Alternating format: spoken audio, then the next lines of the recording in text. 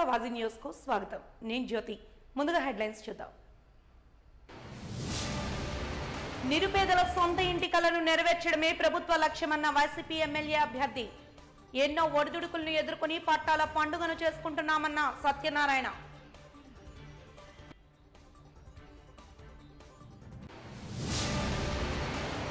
కాలుష్య నగరాన్ని సైతం సస్యశ్యామల నగరంగా తీర్చిదిద్దడమే లక్ష్యం.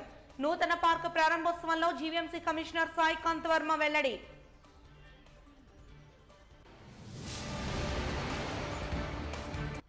అరకు పార్లమెంట్ గాజువాక అసెంబ్లీ స్థానాలకు సిపిఎం పోటీ.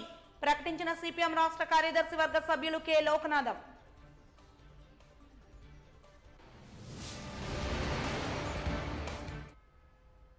ఇక వివరాల్లోకి వెళ్తే, నిరుపేద కుటుంబాలకు గుడును అందించాలనేది తమ ప్రభుత్వ లక్ష్యమంటూ తూర్పు నియోజకవర్గ వైసీపీ ఎమ్మెల్యే అభ్యర్థి ఎంవివి సత్యనారాయణ తెలిపారు. ఎంవీపీలోని ఏఎస్ రాజా గ్రౌండ్స్ లో నిర్వహించిన అందరికీ ఇళ్లు పథకంలో పట్టాల పంపిణీ కార్యక్రమంలో భాగంగా ఆయన ముఖ్య అతిథిగా పాల్గొని లబ్ధిదారులకు పట్టాలను అందజేశారు. ఈ సందర్భంగా ఆయన మాట్లాడుతూ, ఎప్పుడూ ఇవ్వాల్సినటువంటి పట్టాల పంపిణీ కార్యక్రమం ఆలస్యం అవడానికి ప్రధాన కారణం టీడీపీ పార్టీ అంటూ ఆరోపించారు. ఎన్నో ఒడిదుడుకులను ఎదుర్కొని నేడు ఇచ్చిన హామీ ప్రకారం పేదలకు ఇంటిని అందజేస్తున్నామని, వాటి రిజిస్ట్రేషన్ల ప్రక్రియ కూడా దాదాపుగా పూర్తయిందని వెల్లడించారు.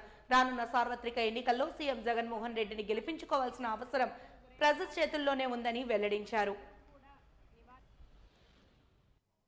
ఈరోజు ఎంతమంది అక్క చెల్లెమ్మలు సొంతింటి కల నిజమై ఒక సంతోషంగా ఇక్కడికి వచ్చి మా మధ్యలో కూర్చున్నారంటే మనం అందరం కలిసి చాలా ఆనందం. ఇదంతా కూడా మన గౌరవ ముఖ్యమంత్రి జగన్మోహన్ రెడ్డి గారి వలన, ఆయన మంచి ఆలోచన వలన, ఆయన మంచి మనసు వలన మనకి ఈరోజు ఇంత సంతోషంగా మన సొంతింటి కళ నెరవేరగలిగింది. మీ అందరికీ తెలుసు, ప్రతి ఒక్కరికి కూడా ఇల్లు అనేది ఒక కళ. సొంత ఇల్లు అనేది ప్రతి ఒక్కళ్ళు కోరుకునే ఆలోచన. ఎన్నో ప్రభుత్వాలు చూసాం, ఎన్నో గవర్నమెంట్లు చూసాం, ఎంతోమంది ముఖ్యమంత్రులు చూసాం. కానీ ఏ రోజు కూడా ప్రతి ఒక్కరు ఇల్లు లేని ప్రతి ఒక్కరికి కూడా, అర్హత ఉన్న ప్రతి ఒక్కరికి కూడా ఏ ఒక్క ముఖ్యమంత్రి కానీ ఏ ఒక్కరు కూడా ఇల్లు ఏర్పాటు చేసిన పాపాన పోలేదు. మన గౌరవ ముఖ్యమంత్రి గారు 2019 ఎన్నికల ముందు ఆయన నవరత్నాల పథకం ద్వారా ఏదైతే హామీలు ఇచ్చారో దాంట్లో ఒక భాగమైన ప్రతి ఇంటికి ఇల్లు ఇస్తాను, ప్రతి అక్క చెల్లెమ్మలకి ఇల్లు ఇస్తానని చెప్పేసి హామీ ఇచ్చి, ఆ హామీని ఆయన ఎన్నికైన వెంటనే ప్రతి ఊర్లో లేఅవుట్లు వేసి దాంట్లో 50 గజాలు అర్బన్లో, 75 గజాలు రూరల్లో ఇళ్ల స్థలాల కింద చేసి, ఒకవేళ ప్రభుత్వ స్థలం లేకపోతే ప్రైవేట్ స్థలం కొనుగోలు చేసి, ప్రైవేట్ స్థలాన్ని ఎక్వైర్ చేసి దాంట్లో రోడ్లు, బీటీ రోడ్లు, సిమెంట్ రోడ్లు, కాలువలు, పైప్ లైన్లు, అదేవిధంగా హాస్పిటల్, సచివాలయం, స్కూలు, అన్ని రకాల సదుపాయాలు కల్పించి ఇవాళ ఇళ్ళందరికీ కూడా మీ అందరికీ అందజేసిన గొప్ప మనసున్న వ్యక్తి మన ముఖ్యమంత్రి జగన్మోహన్ రెడ్డి గారు. గతంలో ఎప్పుడు కూడా పట్టాలు ఇస్తే డీ పట్టాలు ఇచ్చేవారు. అది అమ్ముకోవటానికి కానీ కొనుక్కోవటానికి కానీ ఏమి లేదు. గతంలో ఇచ్చిన పట్టాలు ఈరోజు కూడా మనకు రిజిస్ట్రేషన్ అవ్వక రిజిస్ట్రేషన్ కోసం తిరుగుతూ ఉన్నాం. మార్చి 15 వినియోగదారుల హక్కుల దినోత్సవాన్ని పురస్కరించుకుని జిల్లా పరిషత్ సమావేశ మందిరంలో అవగాహన కార్యక్రమాన్ని చేపడుతున్నట్లు కౌన్సిల్ అధ్యక్ష కార్యదర్శులు వికాస్ పండిత్ దుర్గారావు తెలిపారు. ఈ మేరకు జిల్లా పరిషత్లో నిర్వహించిన విలేకరుల సమావేశంలో వారు మాట్లాడుతూ, వినియోగదారులు తమకున్న హక్కులపై అవగాహన రాహిత్యంతో నష్టపోతున్నారని, వాటిపై అవగాహన కల్పించే విధంగా ఈ కార్యక్రమాన్ని శ్రీకారం చుట్టామని తెలిపారు. జాతీయ స్థాయిలో హక్కుల విషయంలో మేధావులు, నిపుణులు ఈ సదస్సులో పాల్గొని హక్కులపై వివరణ ఇస్తారని తెలిపారు. దేశంలో మొట్టమొదటిసారిగా జరుగుతున్న అవగాహన కార్యక్రమం ఇదేనని వెల్లడించారు. ఈ కార్యక్రమంలో నగరవాసులు పాల్గొని వినియోగదారుల హక్కులపై అవగాహన కలిగి ఉండాలని పేర్కొన్నారు.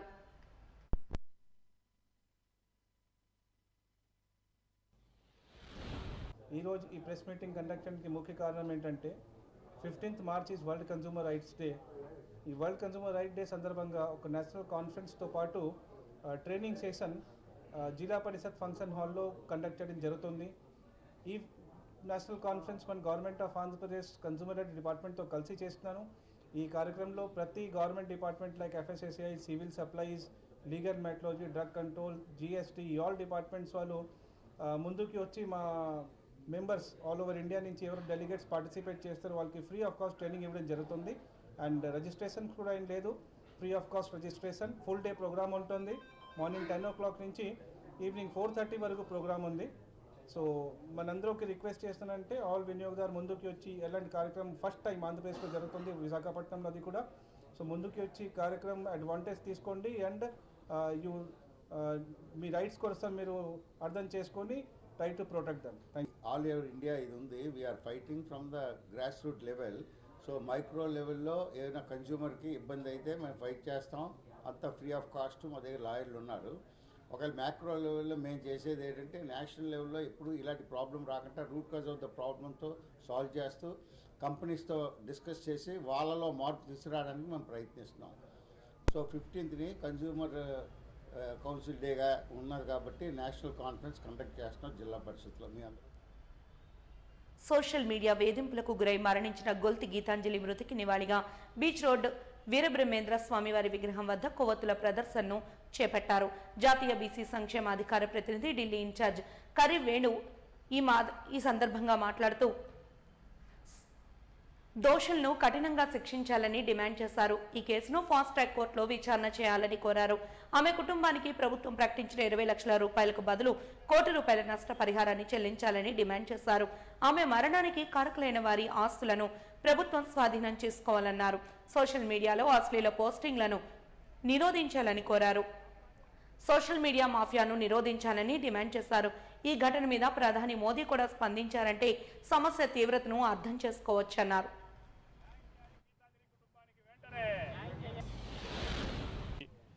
గొల్తి గీతాంజలి గారి యొక్క మృతికి సంతాపంగా మరి ఆమెకి జరిగిన అన్యాయానికి సోషల్ మీడియాలో జరిగినటువంటి ప్రచారంలో ఆమె మనస్తాపం చెంది మరి ఈ రకమైనటువంటి నిర్ణయం తీసుకొని ఆమె చనిపోవడం చాలా బాధాకరం. మరి ప్రభుత్వం వెంటనే మరి స్పందించి దీని వెనక ఎవరైతే కారకులు ఉన్నారో మరి వారిని కఠినంగా శిక్షించి ఫాస్ట్ ట్రాక్ కోర్టుల ద్వారా వారి యొక్క మొత్తం అందరినీ ఎంత పెద్దవాళ్ళున్నా సరే బయటికి లాగాలని కోరుకుంటా ఉన్నాం. అలాగే ఆ కుటుంబానికి 2 చిన్న ఆడపిల్లలు ఉన్నారు. వారికి మరి ₹1 కోటి సహాయం ప్రకటించి వారి చదువులకు అయ్యేటువంటి వాటినన్నింటినీ కూడా తీర్చే విధంగా ప్రభుత్వం నిర్ణయం తీసుకోవాలని చెప్పి ముఖ్యమంత్రి గారు మేము ఇందాక ఈ కార్యక్రమం ఏర్పాటు చేద్దామనుకొని పిలుపునిచ్చిన వెంటనే 20 లక్షల రూపాయలు ప్రకటించారు. అట్లా కాదు ₹1 కోటి వాళ్ళకి ఇవ్వాల్సిందే ఆ కుటుంబానికి. ఎందుకంటే ఇటువంటి పరిస్థితి ఎవ్వరికి భవిష్యత్తులో రాకుండా ఉండాలంటే ఈ రకమైనటువంటి సోషల్ మీడియాలో రెచ్చిపోయేటువంటి వాళ్ళని కట్టడి చేయాలంటే ఈ వ్యవస్థ అవస్థగా మారుస్తున్నటువంటి కొంతమంది సోషల్ మీడియా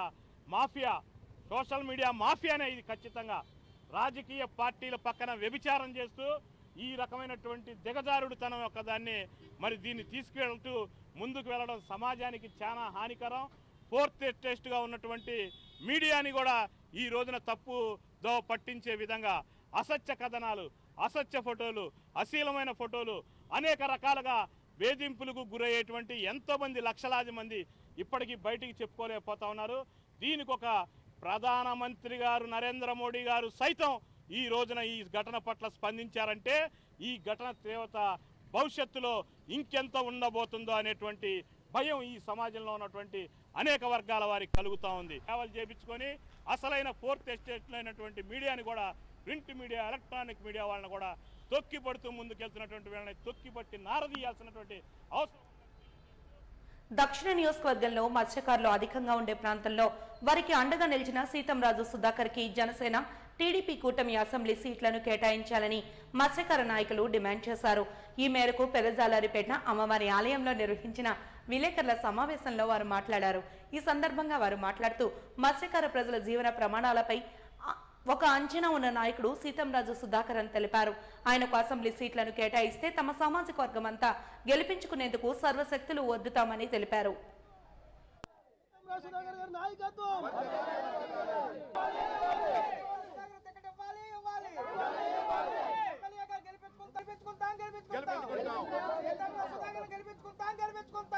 సుధాకర్ గారే అలాంటి బాబుకి టికెట్ ఇస్తే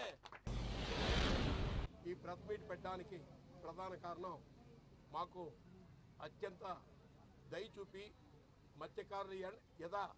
మత్స్యకారులపై పేదరికాన్ని గ్రహించి ఈ మత్స్యకారులకి న్యాయం చేయాలి. రాష్ట్ర ప్రభుత్వం తరఫున నేను ఎమ్మెల్యేగా వెళ్ళినట్లయితే తప్పకుండా వీరి కడుపు నింపుతానని చెప్పిన సుధాకర్ గారికి ఇవాళ జనసేన తెలుగుదేశం ఎలియన్స్ తరఫున టికెట్ ఇమ్మని కోరడం కోసమే ఈ ప్రెస్ మీట్ పెట్టామండి. సుధాకర్ గారికి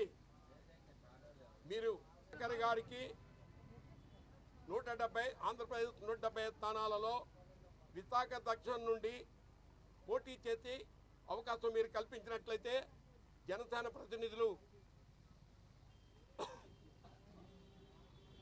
ప్రతినిధులకి తెలుగుదేశం అధినేత చంద్రబాబు నాయుడు గారికి, పవన్ కళ్యాణ్ గారికి, నారా లోకేష్ గారికి నేను వాళ్ళందరూ చిన్నవారనే చేతులెత్తి నమస్కరిస్తూ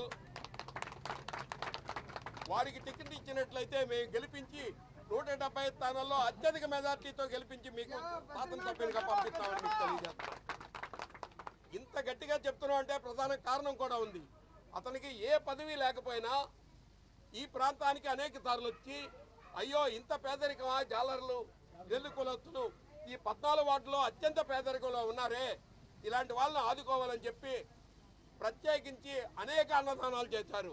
ఇలాంటి ఆడపడుచులకి చీరలు, అలాగే గర్భిణీ స్త్రీలకి సీమంతాలు ఎన్నో చేసి మా జాతిని, రెల్లి కుల జాతిని మొత్తం 14 వాటిని ఆదుకున్న మహానాయకుడు ఎవరంటే ఆయన ఒక్కరే, పీతమరాజు సుధాకర్ గారు.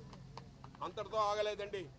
మా తాతల నాటి పురాతన దేవేరులు శ్రీ పోలమాంబ, భూలోకమాంబ, కొత్త మాంబలు కింద సంవత్సరం నిర్మాణం చేసుకుందామని ఈ స్థలంలో నిర్మాణం ప్రారంభిస్తే జీవీఎంసీ వాళ్ళు వచ్చి అయ్యా ఇది మీది కాదు జీవీఎంసీదంటే ఖచ్చితంగా సమాధానం చెప్పారు సుధాకర్ గారు. మరి ఏ నాయకుడు కూడా మాకు ఈ న్యాయం చేయలేదు, సుధాకర్ గారు మాత్రమే. ఎవరన్నారయ్యా అది కాదని. ఈ విశాఖపట్నాన్ని ప్రారంభించిందే జాలర్లు. ఆ స్థలం, ఆ సముద్రం, ఆ చేపలు మొత్తం వాళ్ళవే. కాబట్టి మీరు కట్టుకోండి, మీ కట్టడానికి మేము ఆదుకుంటామని చెప్పి ఇప్పటికే అన్ని విధాలు ఆదుకుంటూ గుడి నిర్మాణానికి ఆయన అనేక విధాలు సేవ చేస్తున్నారు. విజన్ విశాఖే ధ్యేయంగా విశాఖ నగరాన్ని అంతర్జాతీయ స్థాయిలో అభివృద్ధి చేయడమే జీవీఎంసీ లక్ష్యమంటూ కమిషనర్ సాయికాంత్ వర్మ తెలిపారు. కాన్వెంట్ జంక్షన్లోని పోర్ట్ వైజాగ్ పార్కును నేడు ప్రారంభించారు. ఈ కార్యక్రమానికి ముఖ్య అతిథిగా పోర్టు చైర్మన్ అంగమత్తు హాజరయ్యారు. ఈ సందర్భంగా జీవీఎంసీ కమిషనర్ మాట్లాడుతూ నగర అభివృద్ధి కోసం అంతర్జాతీయ స్థాయిలో విశాఖ ప్రమాణాలను పాటించే దిశగా పార్కులను అభివృద్ధి చేస్తున్నామని తెలిపారు. కాలుష్యం ఎక్కువగా ఉండే పారిశ్రామిక వాడల్లో పచ్చదనం నింపే పార్కులను అభివృద్ధి చేయడమే విజన్ విశాఖ లక్ష్యమని తెలిపారు. ఈ కార్యక్రమంలో నగర పోలీస్ కమిషనర్ రవిశంకర్ సహా పలువురు జిల్లా యంత్రాంగం పాల్గొన్నారు.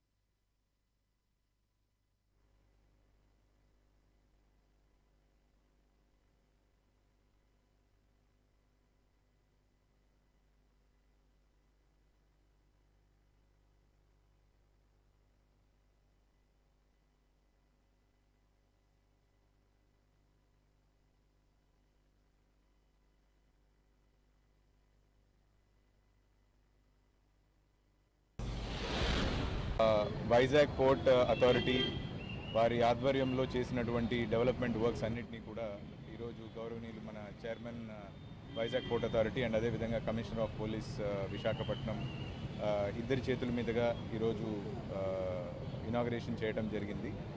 ముఖ్యంగా మన కాన్వెంట్ జంక్షన్ నుంచి శీలానగర్ జంక్షన్ వరకు రీలేయింగ్ ఆఫ్ ద బీటీ రోడ్ కానీ, లైటింగ్కి ఎల్ఈడి స్ట్రిప్ లైటింగ్ తోటి బ్యూటిఫికేషన్ చేయటం, అదేవిధంగా గ్రీనరీని ఇంప్రూవ్ చేసి దాన్ని మరింత బాగా చేయటం, అంతేకాకుండా ఈ ఫ్లైఓవర్ ఏదైతే ఉందో కాన్వెంట్ జంక్షన్లో దాని కింద అంతా కూడా బ్యూటిఫికేషన్, వాల్ ఆర్ట్ అంతా చేసి దానికి లైటింగ్ పెట్టి దాని కింద కూడా ఇప్పుడు ఒక పెద్ద ఫౌంటైన్ని కూడా వైజాగ్ పోర్ట్ అథారిటీ వారు ఏర్పాటు చేస్తున్నారు.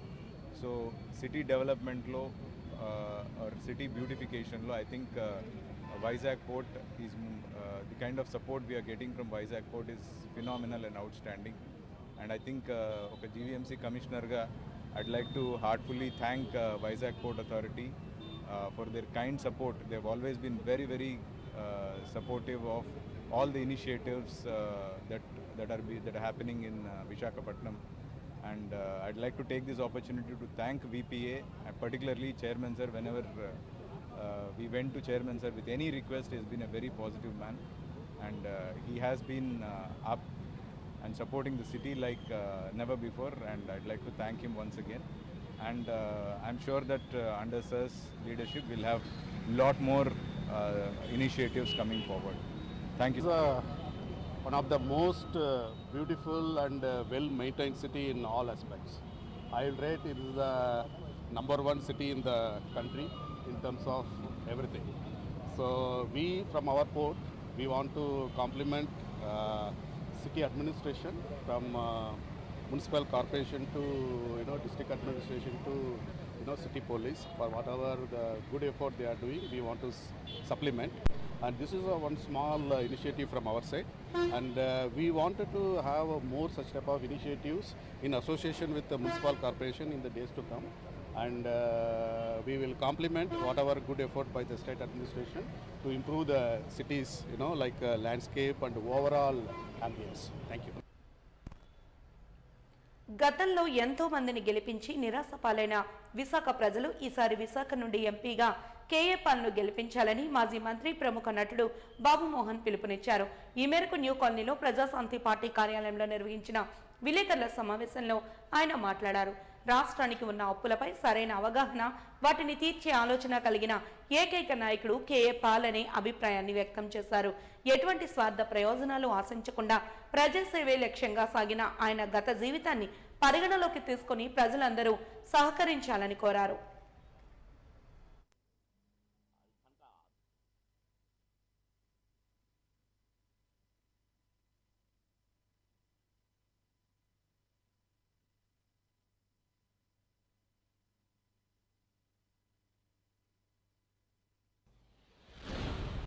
మోడీ గారికి 6 లక్షల కోట్ల రూపాయలు నేను తెప్పించాను విదేశాల నుంచి, ఇంకా నేను చేస్తాను అని చెప్పానంటూ వారు చాలా సందర్భాల్లో మాట్లాడటం జరిగింది.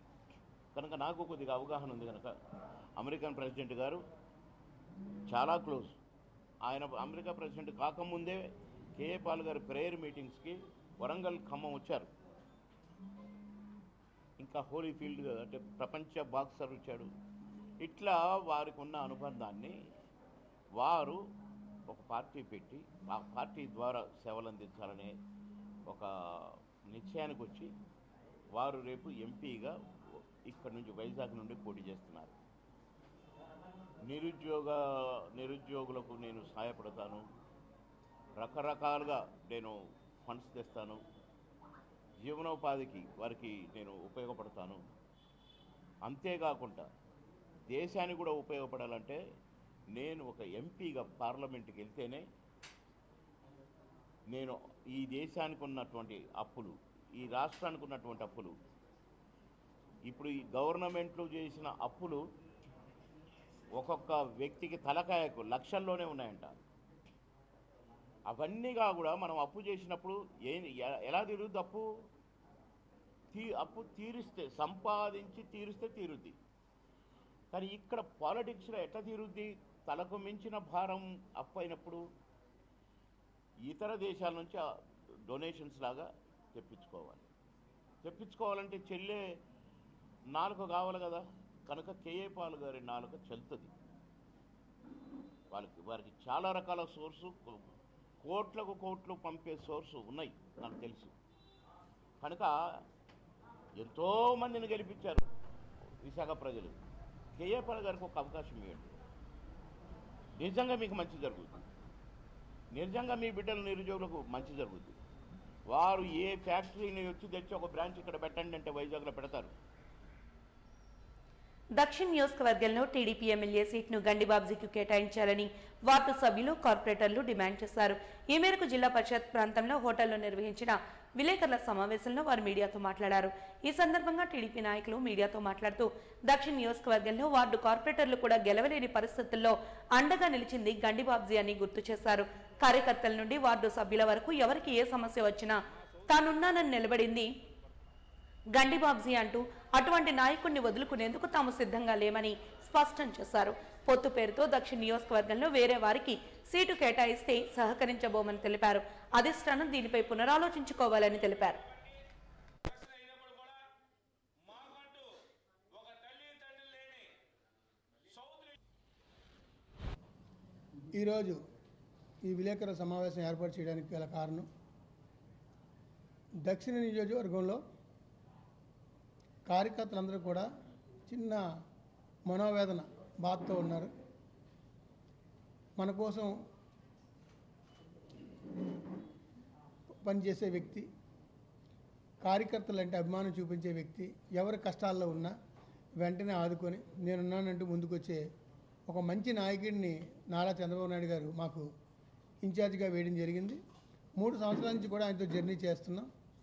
ఎక్కడ కూడా మాకు ఆయన వల్ల కానీ ఆయనతో ఎటువంటి ఇబ్బంది లేకుండా ఆయనతో మేము ముందుకు నడుస్తున్నాం. ఈ తరుణంలో ఈ రోజున ఆయనకి టికెట్ కాకుండా పొత్తులో భాగంగా కానీ వేరే వేరే కారణాల వల్ల ఇంతవరకు లేట్ అవుతుంది ఆయనకి టికెట్ ఇవ్వడం. అంచేత ఏంటంటే మా దక్షిణ నియోజకవర్గం ఎప్పుడు కూడా తెలుగుదేశం పార్టీకి కంచుకోట. కార్యకర్తలు అందరూ కూడా 20 సంవత్సరాలు 30 సంవత్సరాల నుంచి సీనియారిటీ ప్రకారంగా పనిచేసి పార్టీ కోసం కష్టపడి పనిచేసి గెలిపించి 2 సార్లు తెలుగుదేశం పార్టీని గెలిపించిన నియోజకవర్గం మరి దక్షిణ నియోజకవర్గం. అలాంటి నియోజకవర్గాన్ని మనం పొత్తుల్లో భాగంగా కానీ వదులుకున్నట్టయితే కార్యకర్తలు అందరూ కూడా వెనకబాటుతనంకి గురవుతారని, మంచి క్యాడర్ ఉన్న వార్డులో నియోజకవర్గంలో మరి తెలుగుదేశం పార్టీకి టికెట్ ఇవ్వాలని మా అందరికీ కూడా వార్డు ప్రెసిడెంట్లు కానీ ఇక్కడ పోటీ చేసిన కార్పొరేటర్లు కానీ గెలిచిన కార్పొరేటర్లు కానీ అందరూ కూడా ఒకే మాట మీద నియోజకవర్గంలో ఉన్న బూత్ స్థాయి కార్యకర్త దగ్గర నుంచి సామాన్య కార్యకర్త దగ్గర నుంచి ప్రతి ఒక్కరు కూడా గండి బాబ్జీ గారికి టికెట్ ఇవ్వాలని మనస్ఫూర్తిగా కోరుకుంటున్నారు. ఆ విషయాన్ని నారా చంద్రబాబు నాయుడు దృష్టికి ఈ పత్రిక ద్వారా తీసుకెళ్ళి ఈరోజు ఎజెండా ఏంటి అనేది మరి వేదిక మీద ఉన్నటువంటి పెద్దలందరూ చెప్పడం జరిగింది. మరి ప్రెస్లో పాల్గొన్నటువంటి తెలుగుదేశం పార్టీ కుటుంబ సభ్యులందరికీ పేరు పేరున నమస్కారం. అంటే ఒక మహిళగా మేము మీ మీడియా ద్వారాగా చంద్రబాబు నాయుడు గారికి ఒకటి విన్నవించుకుంటున్నాం. ఏంటి అంటే ఫస్ట్ కార్పొరేట్లుగా మేము ఓడిపోయాం. ఆ రోజు వార్డు ప్రెసిడెంట్లని కార్పొరేట్లో ఉన్నటువంటి గెలిచిన వాళ్ళని ఓడిపోయిన వాళ్ళని అందరినీ బాబు గారు పిలిచారు. పిలిచినప్పుడు మేము ఒక్కటే క్వశ్చన్ వేసాం, నియోజకవర్గానికి పెద్ద దిక్కుంటే మేము ఎక్కువ మంది గెలిచి ఉండేవారము, లేదు కాబట్టి మంచి ఇన్ఛార్జిని మాకు ఇవ్వాలి అని ఆ రోజు కొంతగా మాకు సపోర్ట్ చేసినటువంటి నజీర్ గారికి మేము అడిగాము. అడిగితే అంతకన్నా మీకు ఇంకా వర్క్ చేసి కెపాసిటీ పర్సన్ తీసుకొస్తాము, మీ కాన్స్టిట్యున్సీలకు మీకు మంచిగా ఉన్న వ్యక్తిని ఇస్తామని చెప్పి బాబు గారు చెప్పారు. చెప్పినప్పుడు క్వశ్చన్ వేశాను నేను, ఇప్పుడు వచ్చినటువంటి ఇన్ఛార్జిని ఎవరైతే ఇస్తారో ఆ ఇన్ఛార్జిని కంటిన్యూగా ఉంచండి, ఎందుకంటే మళ్ళీ ఎలక్షన్ వచ్చినప్పుడు ఇంకొకరిని తీసుకొచ్చి మా నెత్తి మీద పడతారు. అలా ప్రజా సంక్షేమంతో దివంగత నేత మాజీ ముఖ్యమంత్రి వైఎస్ రాజశేఖర రెడ్డి ఆశయ సాధన కోసం ముఖ్యమంత్రి వైఎస్ జగన్మోహన్ రెడ్డి వైఎస్ఆర్ కాంగ్రెస్ పార్టీని ఏర్పాటు చేశారని విశాఖ ఉత్తర నియోజకవర్గ ఎమ్మెల్యే అభ్యర్థి కెకే రాజు అన్నారు. వైఎస్ఆర్ కాంగ్రెస్ పార్టీ ఆవిర్భావ దినోత్సవ వేడుకలు ఉత్తర నియోజకవర్గంలో పార్టీ కార్యాలయంలో ఘనంగా నిర్వహించారు. ఈ మేరకు దివంగత నేత వైఎస్ రాజశేఖర రెడ్డి విగ్రహావిష్కరణ కార్యక్రమాన్ని సీతమ్మదార్లో నిర్వహించారు. ఈ సందర్భంగా కెకే రాజు మాట్లాడుతూ 13 ఏళ్ల క్రితం తండ్రి ఆశయ సాధన కోసం పేదలకు మేలు చేయాలనే లక్ష్యంతో ముఖ్యమంత్రి వైఎస్ జగన్మోహన్ రెడ్డి సాధారణ నాయకుడిగా వైఎస్ఆర్ కాంగ్రెస్ పార్టీని స్థాపించారని తెలిపారు. పార్టీని స్థాపించిన నాటి నుండి నేటి వరకు పాదయాత్రను చేస్తూ ప్రజల కష్టాలను నేరుగా తెలుసుకున్నారన్నారు. నేడు ముఖ్యమంత్రిగా బాధ్యతలు స్వీకరించిన తర్వాత 5 ఏళ్ల వ్యవధిలో సంక్షేమంతో పాటుగా అభివృద్ధిని కూడా చేసి చూపించారన్నారు. అలాంటి తండ్రి బాటలో తనయుణ్ణి కూడా మనం గెలిపించుకోవాల్సిన అవసరం ఉందని ప్రజలకు పిలుపునిచ్చారు. ఈ కార్యక్రమంలో విశాఖ ఎంపీ అభ్యర్థి బొత్స ఝాన్సీ, వైసీపీ నేతలు, కార్యకర్తలు, అభిమానులు పాల్గొన్నారు. ప్రజా సంక్షేమం కోసం ప్రజలకు మేలు చేయాలనే ఒక ఉన్నతమైన లక్షణాలతో ఆంధ్రప్రదేశ్ రాష్ట్ర ఈనాటి గౌరవ ముఖ్యమంత్రి వర్యులు జగన్మోహన్ రెడ్డి గారు వైఎస్ఆర్ కాంగ్రెస్ పార్టీని రైతు శ్రామిక వైఎస్ఆర్ కాంగ్రెస్ పార్టీని స్థాపించడం ఈరోజు ముఖ్యంగా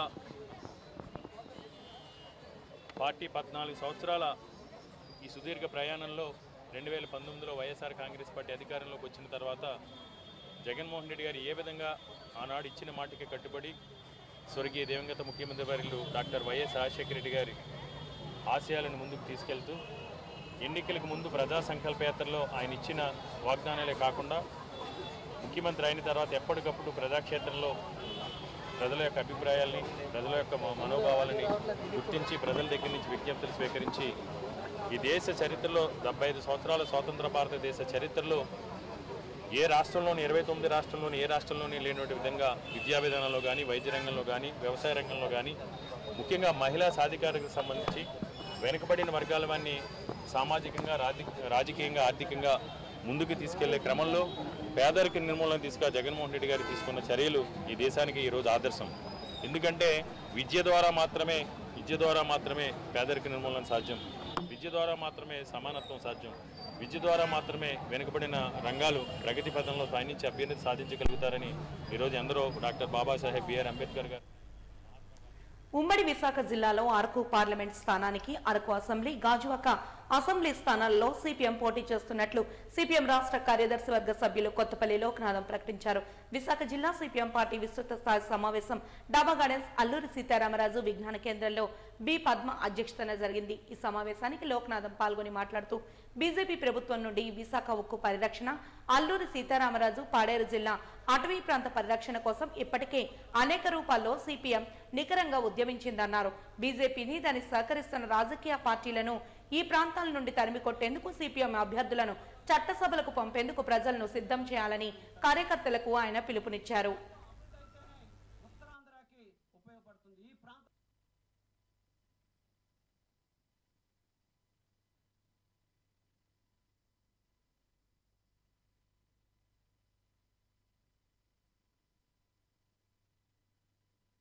అభ్యర్థులు గెలిపించండి.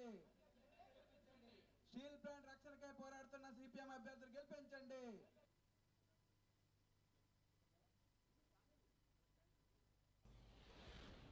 కూడా ఇప్పటికే వాళ్ళ మేనిఫెస్టో స్పష్టంగానే ప్రకటించారు. 5 అంశాలు మాకున్నాయి, అవి అమలు చేస్తామని చెప్తున్నారు. 2 అంశాలని మనం పరిశీలిస్తే ప్రజల పక్షాన నిలబడి నికరంగా పోరాడే ఏకైక పార్టీ ఏదైనా ఉందంటే అది సిపిఎం పార్టీని గర్వంగా మనం చెప్పుకోవచ్చు. ఈరోజే మన మేనిఫెస్టో ప్రకటించాం. ఇందులో చాలా అనేక అంశాలు ఉన్నాయి. ఈరోజు ఇక్కడున్న బీజేపీ పార్టీ కానీ, లేదు వైఎస్ఆర్ పార్టీ కానీ, తెలుగుదేశం పార్టీ కానీ, జనసేన పార్టీ కానీ, మిగతా పార్టీలన్నిటికీ సిపిఎం పార్టీకి ఈరోజు ఎన్నికల సందర్భంగా ప్రజల ఎజెండాగా తీసుకురావాలని అనుకుంటా ఉన్నాం. అందులో మొట్టమొదటిది విశాఖపట్నం ప్రభుత్వ రంగ సంస్థల్ని కాపాడే వాళ్ళని మాత్రమే ప్రజాప్రతినిధులుగా ఎన్నుకోవాలి తప్ప ఇంకోరు లేదనేది మనం చెప్పదలుచుకున్నాం. అందులో అగ్రభాగాన స్టీల్ ప్లాంట్ ఈరోజు ఉంది. ఆ స్టీల్ ప్లాంట్ ఈరోజు మనం చూస్తూ ఉన్నాం. నిన్నటి వరకు ప్రగల్భాల పలికి ఉద్యమ కార్యాచరణలో మేము కూడా ఉంటాం, మేము కూడా కాపాడుతామని తెలియజేశారు తెలుగుదేశం, జనసేన. ఈరోజు వచ్చేసరికి ఏమైపోయింది? ఏ స్టీల్ ప్లాంట్ అమ్ముతుందో బీజేపీ, దాంతో మేము జత కడతామని అంటే స్టీల్ ప్లాంట్ కాపాడేదానికి ఏదైనా అవకాశం ఉందా? 5 ఏళ్ల పాటు జగన్మోహన్ రెడ్డి ఆ రకంగానే స్టీల్ ప్లాంట్కి అన్యాయం చేశాడు. ఇప్పుడు జనసేన, తెలుగుదేశం పార్టీ కూడా అట్లాగే అన్యాయం చేయడానికి సిద్ధపడతా ఉంది. అందు గురించి అట్లాంటి అన్యాయాల్ని ప్రజలందరికీ తెలియజేయాలనే ఉద్దేశంతోనో ఈ మేనిఫెస్టోలో ప్రధానమైన అంశం. అదే కాదు, విభజన చట్టం ఉంది. ఆ విభజన చట్టానికి సంబంధించిన దాంట్లో విశాఖపట్నం రైల్వే జోన్ రావాలి. ఆ రైల్వే జోన్కి సంబంధించిన దాంట్లో అనేక అబద్ధాలు ఆడుతూ ఉన్నారు.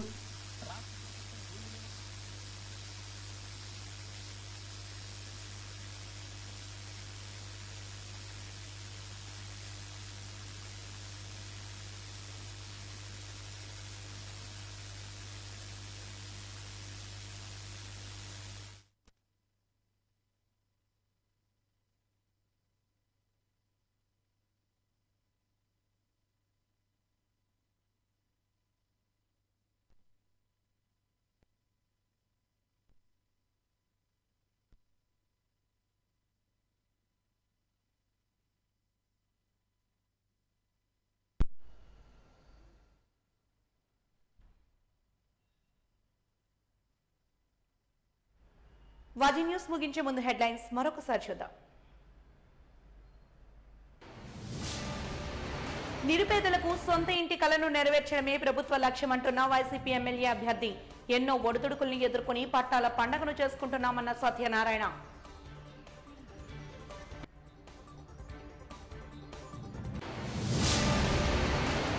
కాలుష్య నగరాన్ని సైతం సస్యశ్యామల నగరంగా తీర్చిదిద్దడమే లక్ష్యం. నూతన పార్క్ ప్రారంభోత్సవంలో జీవీఎంసీ కమిషనర్ సాయి కాంత్ వర్మ వెల్లడి.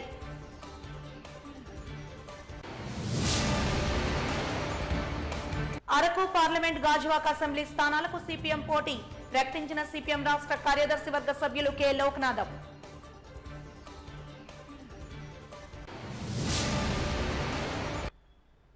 వాజీ న్యూస్ ఇంతటితో సమాప్తం. నమస్కారం.